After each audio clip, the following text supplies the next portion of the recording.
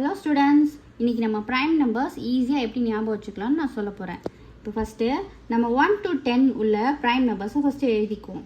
So 2, 3, 5, 7, 9. So first 1 to 10 உள்ள prime numbers நம்ம எழுதிட்டோம். நெக்ஸ்ட் இப்போ 11 to 20 உள்ள prime numbers என்னென்னா இப்போ 11. ஸோ இந்த 2 டேபிள் வேணாம். ஸோ அதனால இப்போ 13 எழுதிக்குவோம். 5 டேபிள் இல்லை. ஸோ அதுக்கப்புறம் 17, 19. நெக்ஸ்ட் நம்ம வந்து ஆல்டர்னேட்டிவாக எழுத போகிறோம். இப்போ எப்படி எழுத போகிறோன்னா 11 விட்டுட்டு இப்போ 13 பதிலாக 23, 17 விட்டுட்டு 29.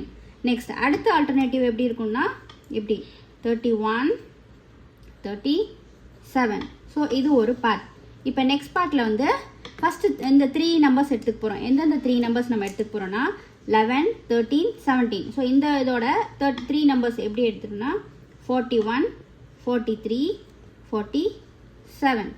நெக்ஸ்ட்டு இதே மாதிரி 23, 29 மாதிரி இங்கே 53, 59. நெக்ஸ்ட்டு அடுத்தது இப்போ 31, 37ன்ற மாதிரி இங்கே வந்து 61, 67. ஸோ நெக்ஸ்ட் பார்ட் முடிஞ்சிச்சு. இப்போ நெக்ஸ்ட் பார்ட்டில் என்ன பண்ண போகிறோன்னா நம்ம முதல் எப்படி எடுத்தோம் 11, 13, 17 இப்படி தானே எடுத்தோம். ஸோ அப்போ வந்து நம்ம இதில் வந்து இந்த நம்பரை எடுத்துக்க போகிறோம்.